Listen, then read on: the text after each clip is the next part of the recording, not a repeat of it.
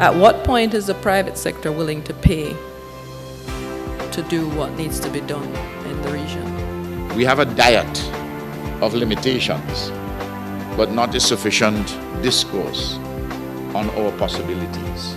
This is a critical step in our regional integration process. Mistrust within countries is defeating us. It's not an economic matter, that is a matter for mindset. West Indian people, we are a gem. Let's advance our partnership together through the region. Let us organize and do that together. We need to ensure that there's transparency in what we do. I do it because I love it. I'm passionate about watching things grow. If there's a will, you will find a way to make it happen.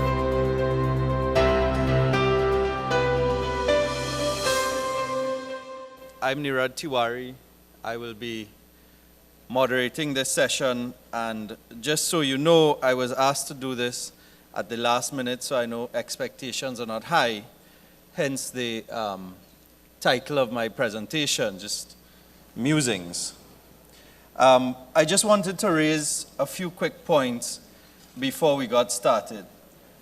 The first is that a lot of the discussion over the last day and a half has focused on how we're going to turn donor resources into components of an effective export strategy. And as I've said many times before, and many much more qualified than I have said, aid resources are not handouts given to us in the region.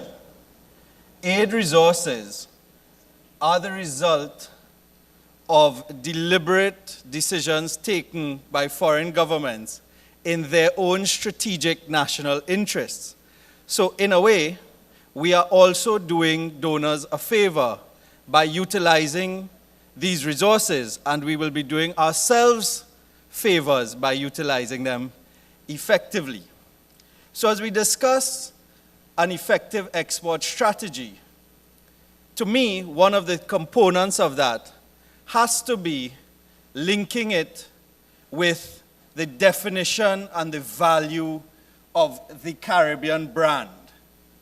What does the Caribbean mean to us? What does it mean to those whom we are targeting? And thankfully, I think still, crime and all of the things that are impediments to our development and that we must overcome are not yet the predominant brand. And when people think of the Caribbean, they do so much like the young man who was buying the Volkswagen thinks of Jamaica. And therefore, all of you all are familiar with that ad, right? By now, for sure. And therefore, it is something that we can leverage. Yesterday, Clyde spoke about using the audiovisual sector in particular, but certainly the creative industries as a beachhead. And I'm of the firm opinion that the utilization of the creative industries to build a feel-good vibe around the Caribbean, or to strengthen that feel-good vibe around the Caribbean, will have a tremendous impact for us if we use it as part of a targeted strategy to sell more goods and services. So we talked a lot about trade agreements and whether we need them and so on. We probably don't need them per se, but in as much as we have them, we should make them work. And therefore, it is my view that we should become more litigious in defense of our interests when they are being affected in the international fora. And when we are successful in that litigation, as a region, we must demand action in a united way, and therefore we cannot talk of an effective export strategy if we are not also demanding of regional governments to support Antigua as it seeks effective resolution to its WTO case. And as we do so, we also must focus on those who are able to export. And we know in the Caribbean we suffer from a crab in barrel syndrome, where people say, well, you're giving this one, and you take him on a mission, and you take him on a next mission, and you help him organize for his company. Well, the reality is that I think it was Mr. Moss Solomon who spoke of the different tiers, different types of businesses in any economy, not just Caribbean economy. And those who are export ready or almost export ready in the context of an export strategy should legitimately be the companies of focus, just as small business associations or development organizations within the country will work with companies over a period of time to get them into those tiers. And therefore, I don't think we should spend a lot of time decrying or bemoaning the fact that others or some people may be benefiting from tools to assist them export. Instead, what we should do, when we feel that we are missing out from those opportunities, figure out where are the gaps and what are the things that need to be put in place to move more companies into that space so that they too can take advantage of opportunities when they are being given. I also feel we need to focus on internal issues. And so I did a little research. It took me about 40 minutes to do. As I said, I didn't get much time. Of a ticket, the cost of a ticket from Trinidad and Tobago to St. Lucia, I think it was to leave on the 8th of April and return on the 11th, a Monday to a Thursday, 11th or 12th. And then I did the same thing for a ticket from New York to Miami. Yeah? This is what we found. Taxes. From Trinidad, you have a concourse fee of 10 US. You have a passenger service charge of $31.30, and then VAT of $17.70. In St. Lucia, you have a passenger facility fee of $5, 40 cents facilitation, $4.80 security, airport service charge $25. And that leads us to a whopping $94.20 in tax on a ticket of $248 US on Caribbean Airlines. That means 38% of that ticket is in tax, 52% of the ticket is actually in tax and insurance. So if we say that transportation is a major impediment to intra-regional trade and the development of robust businesses within our space that can then go out and export, my humble suggestion is this may be an area of further consideration. New York to Miami, though, 10% in taxes. If we are subsidizing Caribbean Airlines as we are, and if we are subsidizing LIAT as we are, and keeping out foreign competition in this space, and effectively treating our Caribbean airspace as national space as the US does in its internal flights, then there is no good reason, it seems, for the US to have 10% in taxes and us to have 38 or whatever it was, 38% in taxes in our intra-regional travel. Because it is just, we need to consider, of course, the front-loaded price, but the real value of allowing people to come in more frequently as they are likely to do with lower prices and the impact on trade.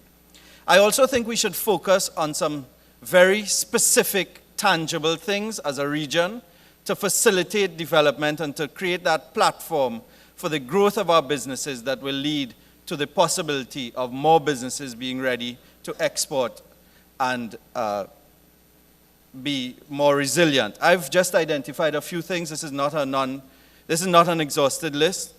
Someone spoke about contingent rights yesterday. It's critical.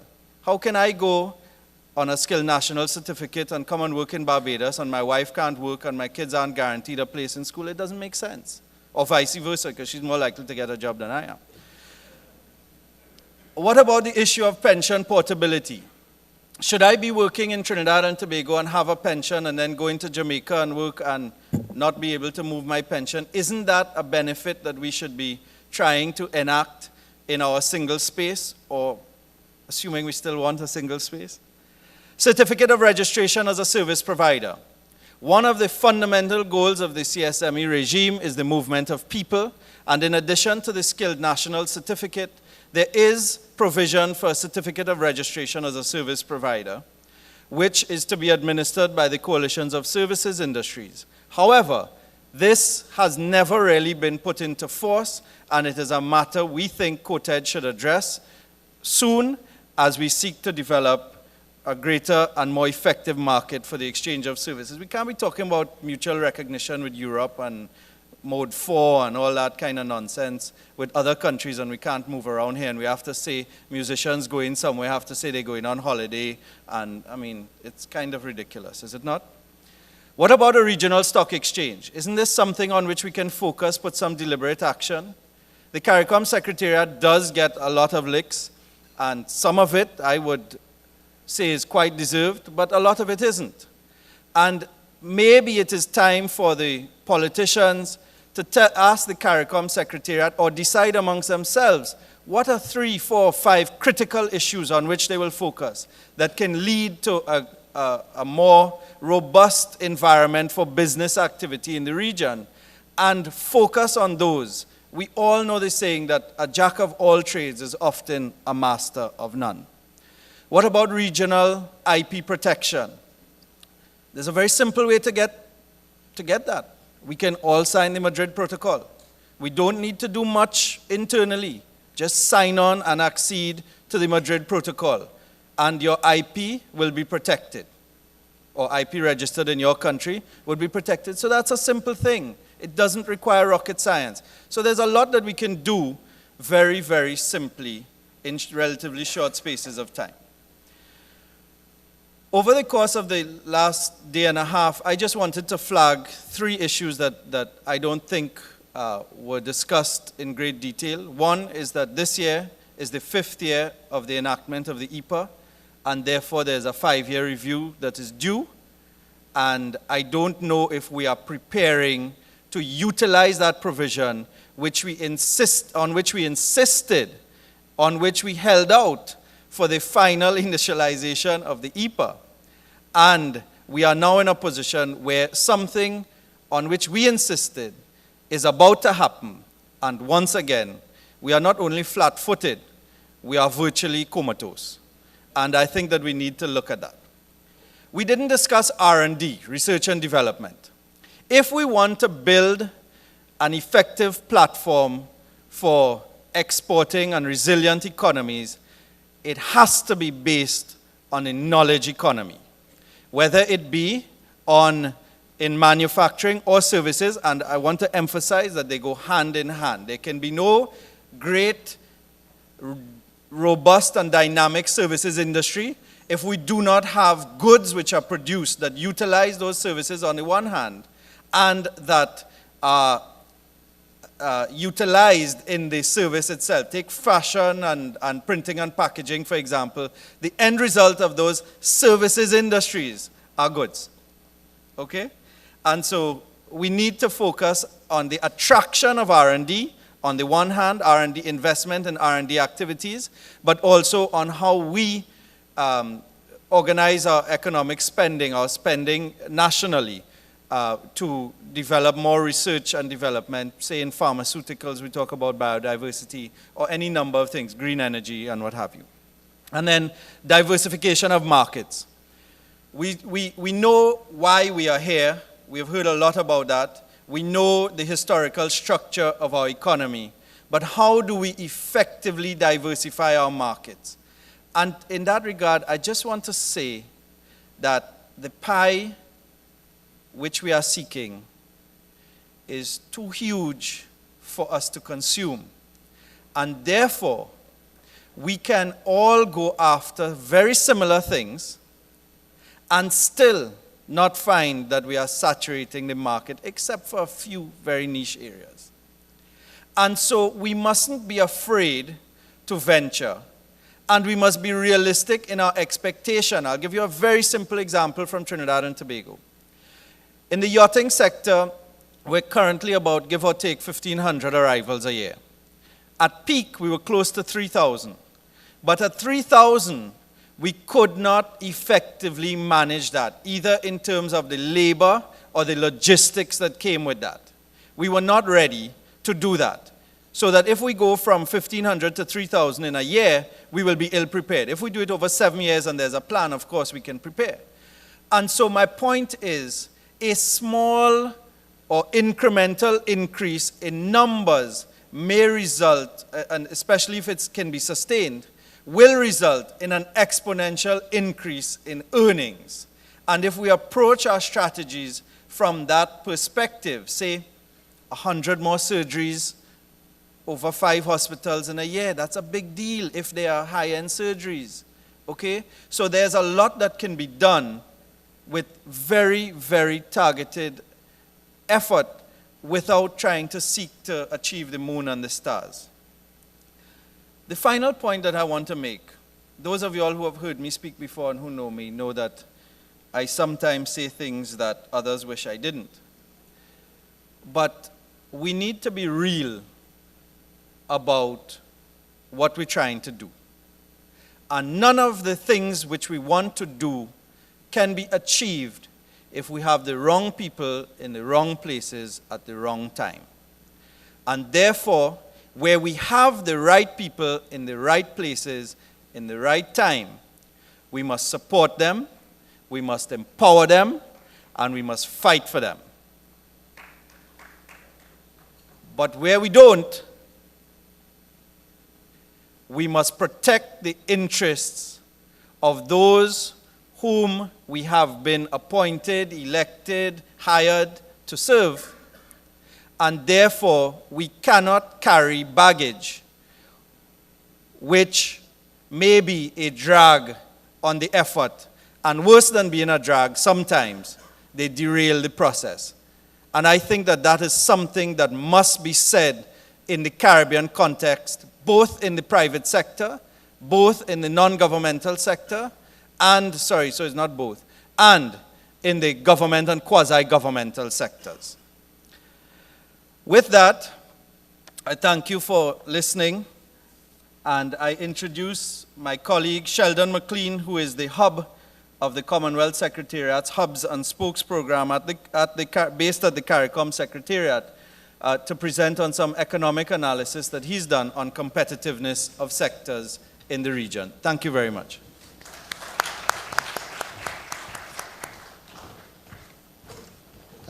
Thanks, Narad. I will attempt to engage in a discussion of neoliberalization, regional integration, and trade-led growth.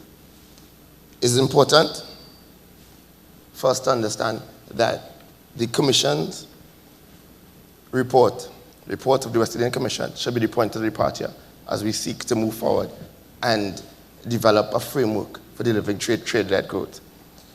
The report recognized trade, the importance of trade and regional integration as drivers of economic growth and development, foreshadowed the importance of providing special and differential treatment for the vulnerable economies of the OECS in the regional integration process, and alluded to, back then, two decades ago, the importance of clustering and cross-sectoral linkages in terms of developing our private sector and leading to export growth. 2 decades later, the region is still bedeviled by the same constraints to competitiveness that was spoken to in the Commission's report. This included poor infrastructure, weak institutions, inefficient production systems, and the limited private sector in innovation. As such, we are still saddled with a regional integration process which accounts for where inter-regional exports accounts for 13% of total exports, 20% of Latin America is included, and where the region is now operating or still operates at best 46% below its true trade potential. The services sector continues to dominate the economies of most, including tourism, especially tourism, but most of the economies are in agriculture. Only Belize, Guyana, Suriname, and Dominica, where the agriculture sector accounts for more than 10% of GDP, and only Trinidad, has a significant industry in terms of where industry accounts for more than 50% of GDP. Moving to an assessment of the regional trade performance is important, based on the status quo, that we understand that the region now finds itself at the proverbial fork in the road. And we must now go straight along a path that puts in place the necessary and sufficient conditions to deliver export growth. Inter-regional trade is dominated by the MDCs, with Trinidad and Tobago accounting for close to 80% of inter-regional trade. The OECS countries account for 6%, and just about 80% of our exports, or just over, goes to extra-regional markets. With respect to trade agreements, the discussions undertaken yesterday and today supports the view that trade agreements may be necessary, but not necessarily sufficient for boosting exports and creating that demand pull for private sector development. Amongst the 8 countries for which the CARICOM has formal trading arrangements, FTAs, PSAs, partial scope, or even non-reciprocal trade agreements, we find that Cuba, Costa Rica, Dominican Republic, USA, and Canada, those are the 5 countries which the region generates positive trade balances. If Trinidad's petroleum or energy exports are removed, we only generate positive trade balances with Cuba and Canada. If all of Trinidad's exports are removed, the region generates negative trade balances with all of our major trading partners.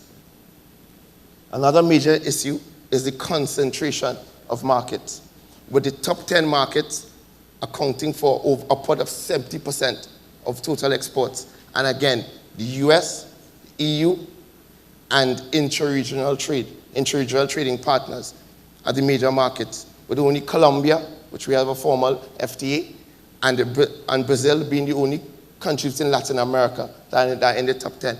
We need to move towards removing or addressing this concentration of exports. The policy setting of the order of the nature with which we seek requires a more deeper, robust, esoteric analysis of the underlying factors that affect our trade, our exports, and private sector development, beyond the mere consideration of import and export strengths. Juxtaposing export structures against comparative advantage, or revealed comparative advantage, which pinpoints the areas where we have competitive advantages, where we can, relative to global trading partners, have some potential for developing. This examination shows there's a clear disparity between what is our major exports and the sectors with which we have a relative comparative advantage, suggesting that there are other factors beyond competitiveness which has influenced our exports. These can be proximity, historical trading relations, preferential markets, and even the shipping issue. Looking forward, we can see Trinidad, and the analysis has been done for Trinidad, Barbados, St. Lucia, St. Vincent, Dominica. Trinidad's major exports can be seen to be petroleum, ammonia, ethanol, natural gas. But it has a comparative advantage relative to the world in biscuits and paper products. The same can be seen for Dominica, where soaps, aggregates, paints and varnishes, arrowroots are some of its major exports. But you would find that the products like the arrowroot, natural extends, these products definitely have a comparative advantage, but their major exports, their competitiveness has been declining, suggesting that there needs to be a rationalization, a re-examination of our approach to private sector development. And the same has been seen for St. Vincent, that disparity, St. Lucia, where we can look at the major products exported.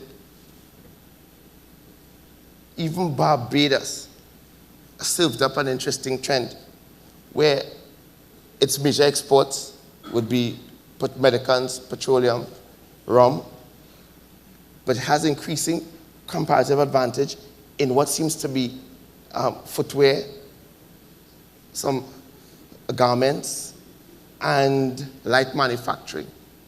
Moving forward, we need to determine what are the policy instruments, the fundamental approaches that we need to put in place, drawing upon the imperatives of the Commission's report and an understanding of the specific private sector needs to develop this framework that will lead to private sector development.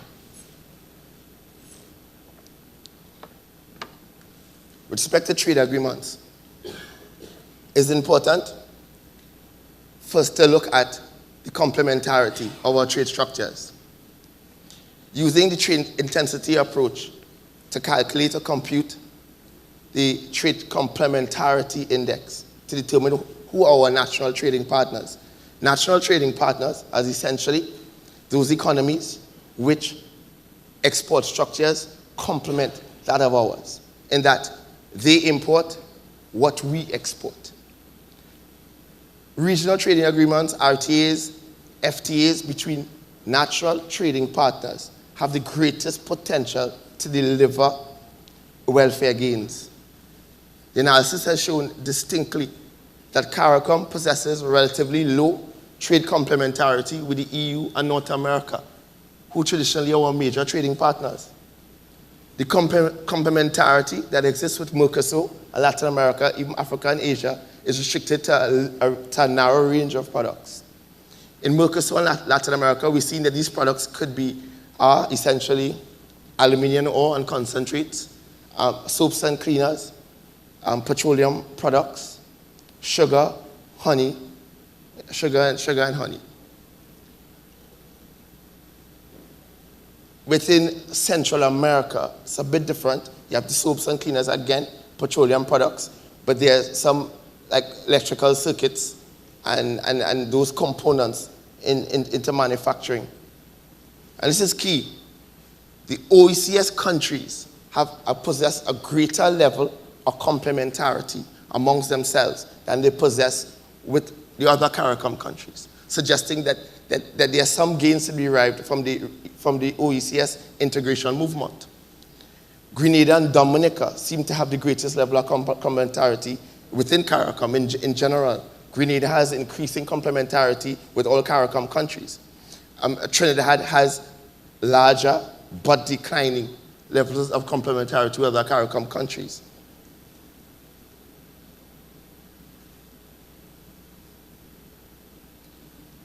Essentially, we can see that our major trading partners, as it stands now, are not our natural trading partners. The major focus moving forward has to be putting in place those conditions, policy measures, that will allow the region to build a robust structure, export structure that complements our major trading partners and new emerging economies. And this should be the major area of focus. In recasting our policy and strategy, the Commission's report can be the point of departure. There are certain essential elements contained in the document which can be cherry-picked in developing the new framework. Aid for Trade has a very important role to play in this regard. The first step along this journey has to be upgrading key economic infrastructure, such as maritime transport. One can't help but get this feeling of deja vu, where in the Commission's report 20 years ago, having a major maritime project for the Eastern Caribbean was one of the major recommendations. That has now found itself in the region's Aid for Trade strategy, which was endorsed by heads in February. Maritime transport, addressing port infrastructure, can go a long way to increasing efficiency and competitiveness moving towards the regionalization of production in the region. Energy. In all consultations, member states, well, obviously beyond Trinidad, have identified energy costs as one of the major contributors to their inefficiency. The region must now seek to move towards instituting a portfolio, a broader energy portfolio mix amongst all member states, which encompasses renewable energy, particularly thermal energy, bioenergy, and fossil fuels. Energy has been shown to be the major building blocks of sectors and industries which generate high levels of employment. ICT, again, building the e-commerce and e-governance platforms within the region, instituting modern trade facilitation in terms of automation of customs, introducing a single electronic windows, within CARICOM member states is very important. Services. Not much has been mentioned of services. My analysis was restricted to goods, unfortunately. But the region must move towards exploiting the wide range of export opportunities in international trade and services, determining the sectors where we have a comparative advantage beyond tourism. This could include financial services, ICT as well, ecotourism, diversifying the tourism sector. We must ensure that we avoid the traditional policy misstep of seeking to diversify national economies away from the services sector without looking at diversifying within the services sector. Fostering private sector development is key here, that we seek to have a harmonized approach with respect to our investment and innovation policy, move towards instituting research and development, innovation, export financing, and other critical elements that can move towards developing the private sector. This framework of which we speak for export-led growth is very critical if the region is to move towards an upward growth trajectory. And it's hoped that these elements and the analysis contained herein can at least provide some of the essential elements moving forward. Thanks. Thank you.